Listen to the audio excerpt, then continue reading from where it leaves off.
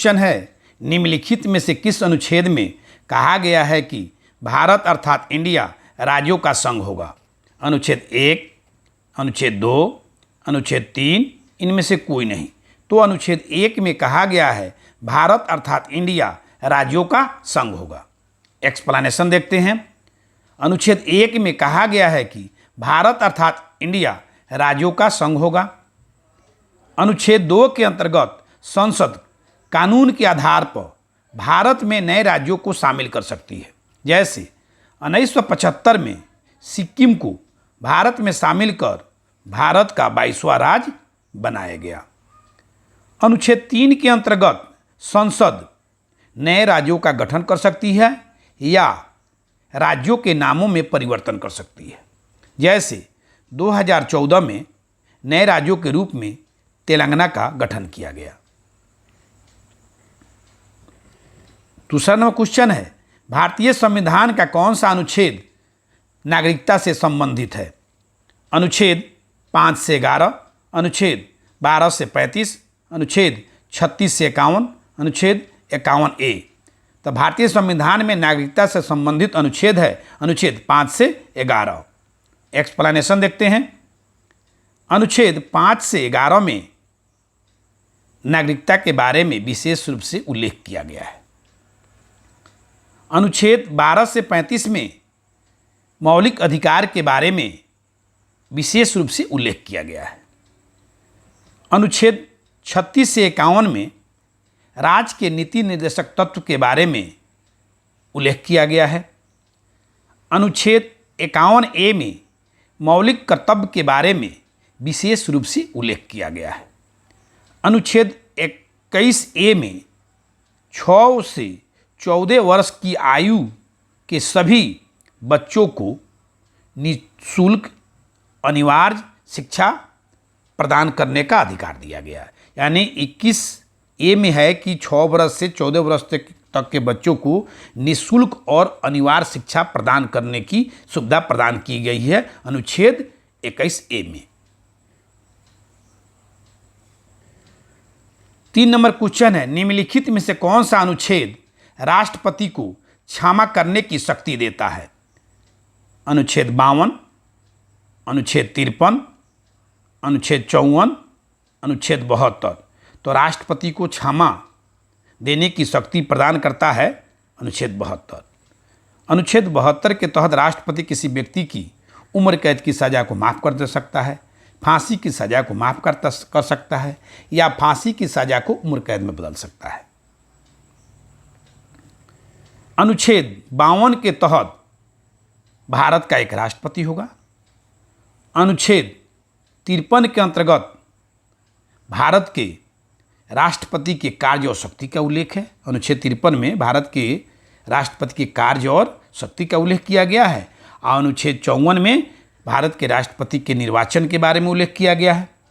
अनुच्छेद 56 में यह उल्लेख किया गया है कि भारत का राष्ट्रपति अपने पदों पर 5 वर्षों की अवधि तक बना रहेगा। अनुच्छेद 72 में है क्षमा दान की शक्ति है, राष्ट्रपति की क्षमा दान की शक्ति अनुच्छेद 72 में विशेष रूप से वर्णित किया गया है। 4 नंबर क्वेश्चन है, राष्ट्रपति पर किस अनुच्छेद के तहत महाभियोग लगाया जा सकता है? अनुच्छेद 61, अनुच्छेद 52, अनुच्छेद 55, अनुच्छेद 60। तो राष्ट्रपति पर अनुच्छेद 61 के अंतर्गत महाभियोग लगाकर उसे उसके पदों से हटाया जा सकता है। एक्सप्लेनेशन देखते हैं। अनुच्छेद 61 के तहत राष्ट्रपति पर महाभियोग लगाकर उसके पदों से हटाया जा सकता है।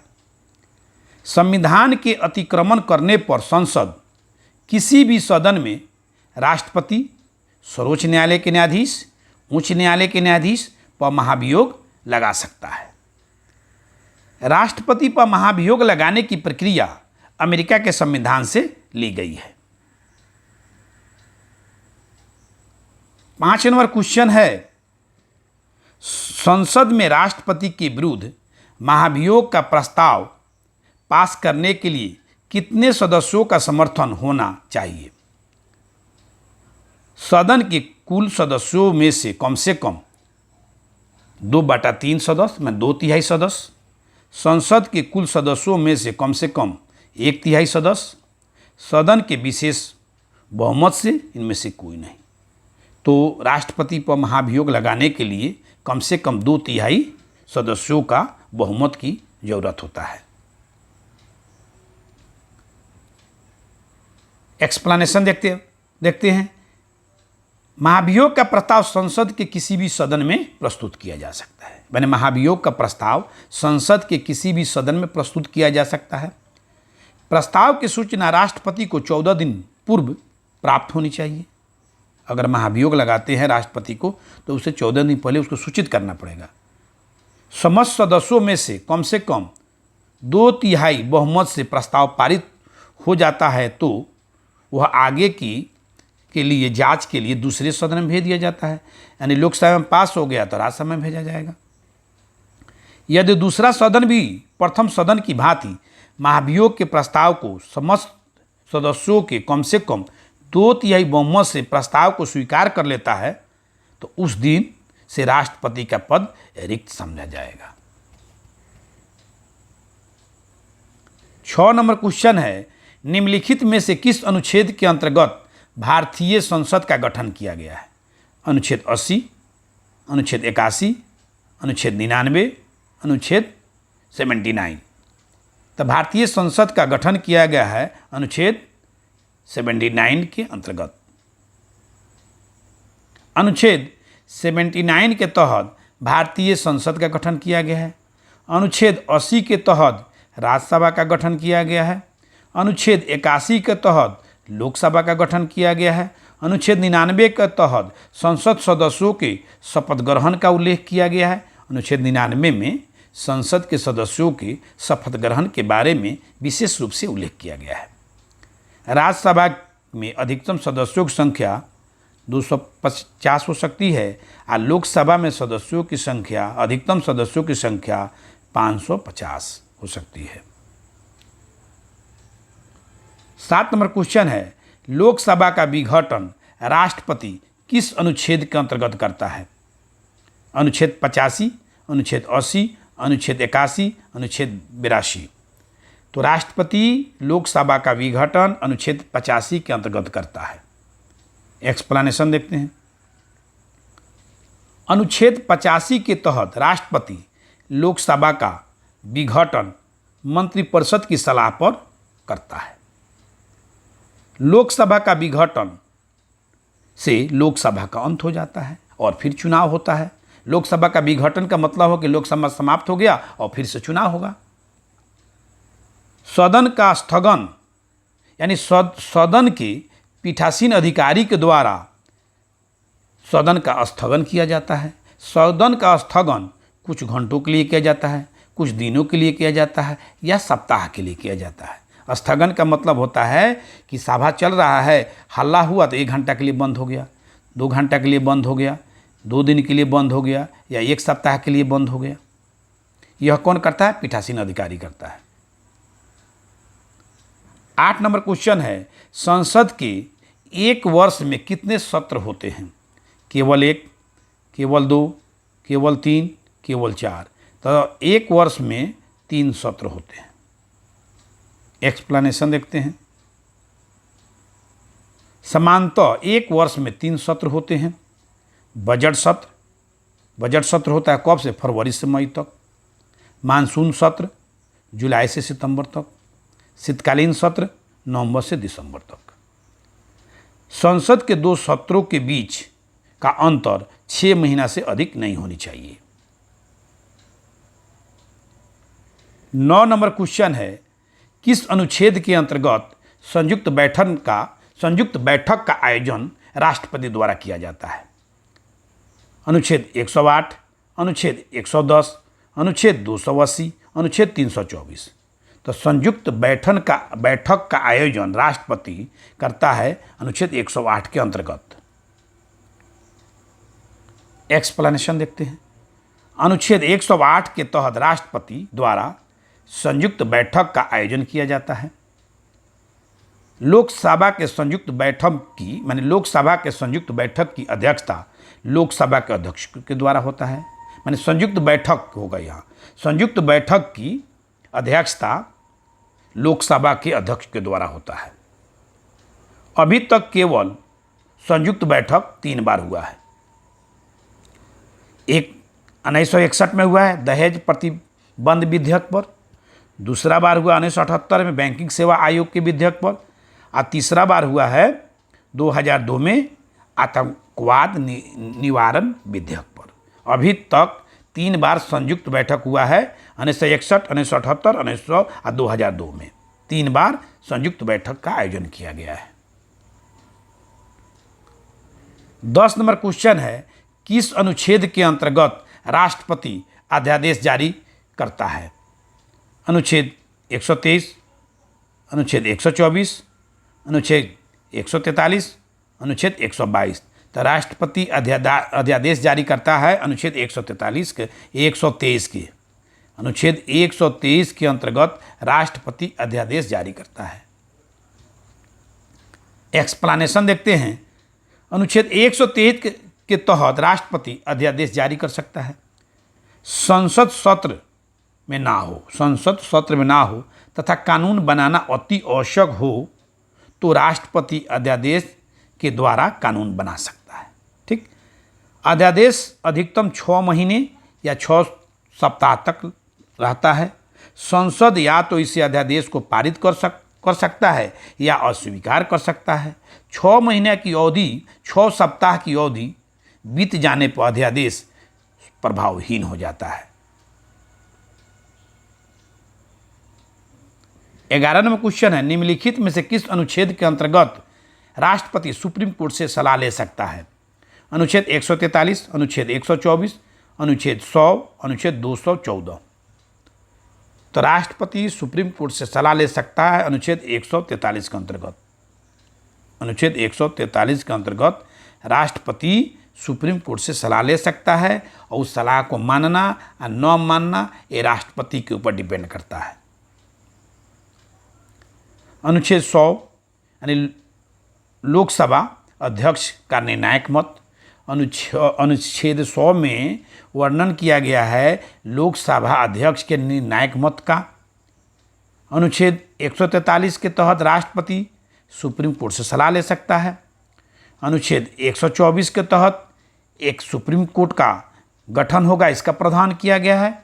यानी अनुच्छेद 124 के तहत एक सुप्रीम कोर्ट का गठन का प्रावधान किया गया है। अनुच्छेद 214 के अंतर्गत राज्यों में एक हाई कोर्ट की व्यवस्था की गई है। 12 नंबर क्वेश्चन है, संविधान सभा द्वारा अंतिम रूप से पारित संविधान में कुल कितने अनुच्छेद और अनुसूचियां थी? 360 अनुच्छेद था और 7 अनुसूचियां थी। 395 अनुच्छेद, 8 अनुसूचियां थी। 398 अनुच्छेद, 9 अनुसूचियां थी। इनमें से कोई नहीं। तो जब संविधान अंतिम रूप से पारित हुआ उस समय अनुच्छेद था 395, अनुसूचियां थी 8, यानी ये होगा बी। 13 नंबर क्वेश्चन है, वर्तमान समय में भारतीय संविधान में गणना की दृष्टि से कुल कितने अनुच्छेद और अनुसूचियां हैं? 390 अनुच्छेद, 5 अनुसूचियां। 448 अनुच्छेद, 12 अनुसूचियां। 550 अनुच्छेद, 10 अनुसूचियां। इनमें से कोई नहीं। तो अभी प्रेजेंट टाइम में 448 अनुच्छेद है और 12 अनुसूचियां हैं। 14 नंबर क्वेश्चन है, भारतीय संविधान के किस अनुच्छेद के अंतर्गत भाषण एवं अभिव्यक्ति की स्वतंत्रता का अधिकार दिया गया है? अनुच्छेद 19 में, अनुच्छेद 20 में, अनुच्छेद 21 में, अनुच्छेद 22 में। तो भाषण एवं अभिव्यक्ति की स्वतंत्रता दिया गया अनुच्छेद 19 में। एक्सप्लेनेशन देखते हैं। अनुच्छेद 19 के अंतर्गत अभिव्यक्ति और भाषण देने की स्वतंत्रता प्रदान की गई है। अनुच्छेद 20 के तहत अपराध दोष सिद्ध के संबंध में सुरक्षा प्रदान की गई है। अनुच्छेद 21 के अंतर्गत निजता का अधिकार प्रदान किया गया है। में निजता का अधिकार फंडामेंटल राइट है। यह अनुच्छेद 21 में वर्णित किया गया है। अनुच्छेद 22 के अंतर्गत गिरफ्तारी के संबंध में संरक्षण प्रदान किया गया है। 15 नंबर क्वेश्चन है, संविधान के किस अनुच्छेद में छुआछूत का उन्मूलन किया गया है? यानी संविधान के किस अनुच्छेद में छुआछूत का उन्मूलन किया गया है? अनुच्छेद 15, अनुच्छेद 16, अनुच्छेद 17, अनुच्छेद 18। तो अनुच्छेद 17 में छुआछूत का उन्मूलन किया गया है।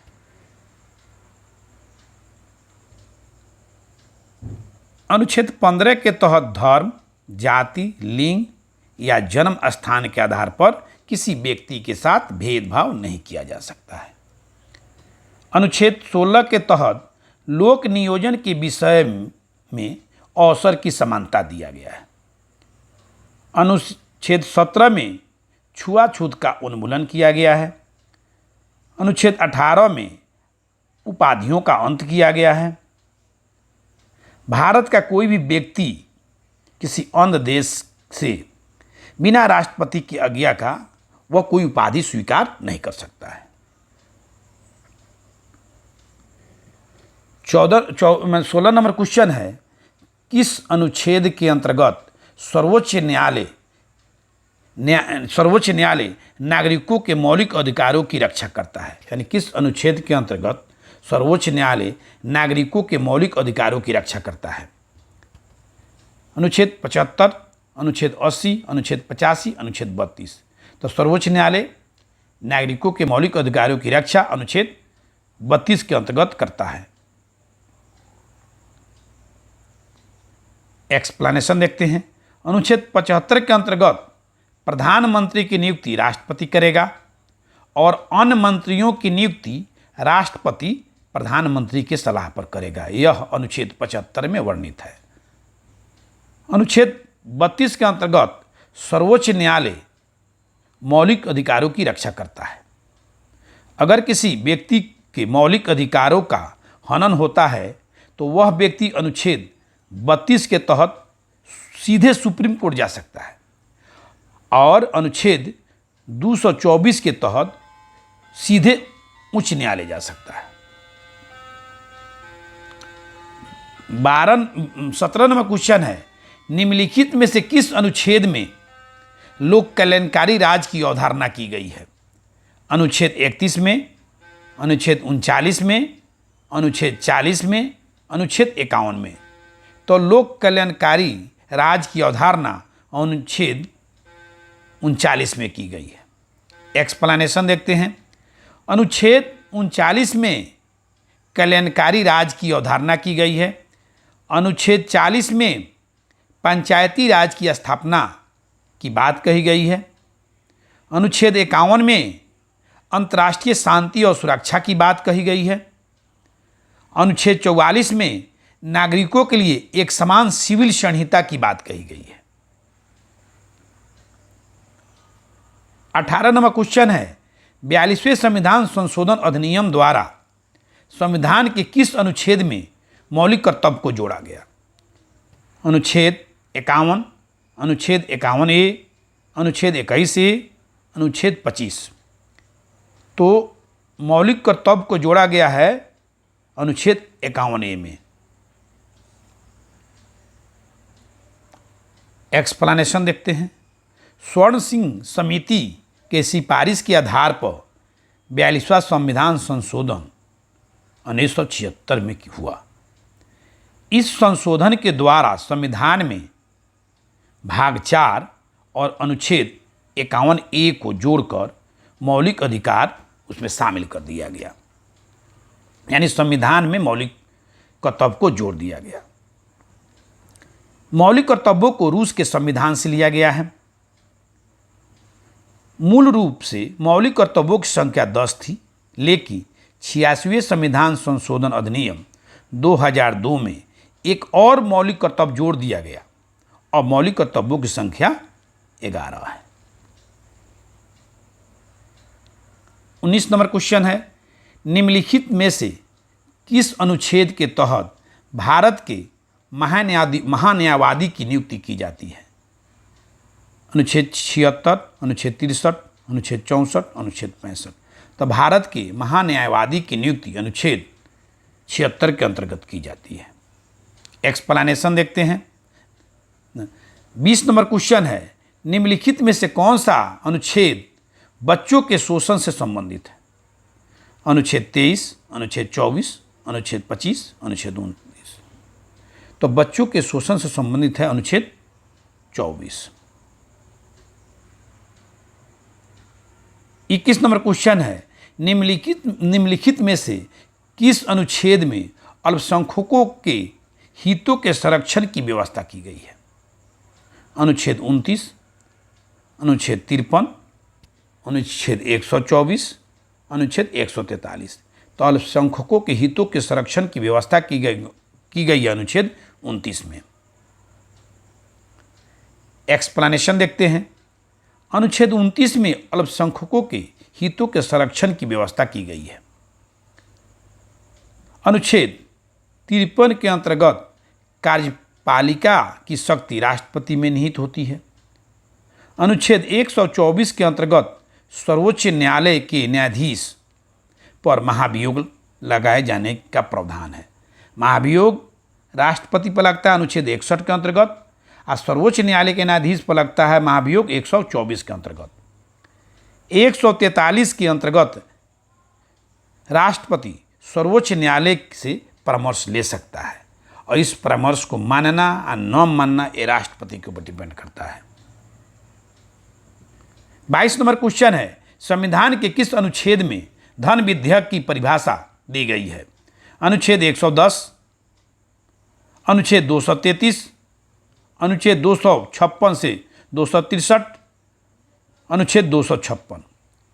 तो संविधान में धन विधेयक की परिभाषा दी गई है अनुच्छेद 110 में। 23 नंबर क्वेश्चन है, किस अनुच्छेद के अंतर्गत वित्त आयोग का गठन किया गया है? अनुच्छेद 280, अनुच्छेद 312, अनुच्छेद 249, इनमें से कोई नहीं। तो वित्त आयोग का गठन किया गया अनुच्छेद 280 के अंतर्गत। एक्सप्लेनेशन देखते हैं। अनुच्छेद 280 के अंतर्गत वित्त आयोग का गठन किया गया है। अनुच्छेद 312 के अंतर्गत नई अखिल भारतीय सेवा की स्थापना का प्रावधान किया गया है, और अनुच्छेद 249 के तहत संसद को राज्य सूची के विषयों के संबंध में कानून बनाने का अधिकार दिया गया है। 24 नंबर क्वेश्चन है, संविधान के किस अनुच्छेद में उपराष्ट्रपति पद का प्रावधान किया गया है?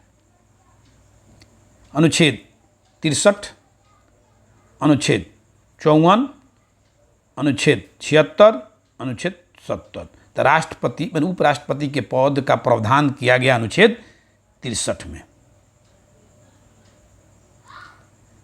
25 नंबर क्वेश्चन है, किस अनुच्छेद के तहत विशिष्ट शक्तियां केंद्र के पास होती है?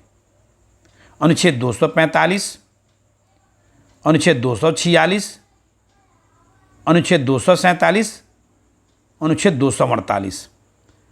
तो विशिष्ट शक्तियां केंद्र के पास होती है अनुच्छेद 245 के तहत। अनुच्छेद 110 के अंतर्गत धन विधेयक की परिभाषा दी गई है। अनुच्छेद 233 के तहत अधीनस्थ न्यायालय या जिला न्यायालय का प्रावधान किया गया है। मैंने 233 के तहत जिला न्यायालय की स्थापना के प्रावधान के बारे में उल्लेख किया गया है।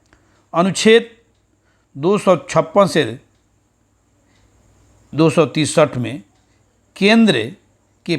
केंद्र राज्य के प्रशासन के संबंध में उल्लेख किया गया है। केंद्र और राज्य के प्रशासन के बारे में उल्लेख किया गया है।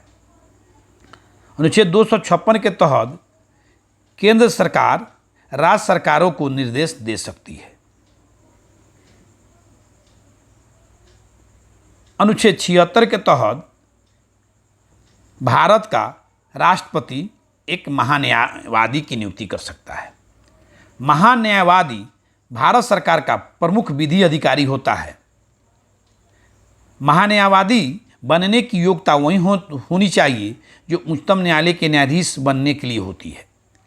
महान्यायवादी न तो संसद का सदस्य होता है और न ही मंत्रिमंडल का सदस्य होता है, लेकिन वह किसी भी सदन में बोल सकता है, किंतु मत देने का उसको अधिकार नहीं होता है।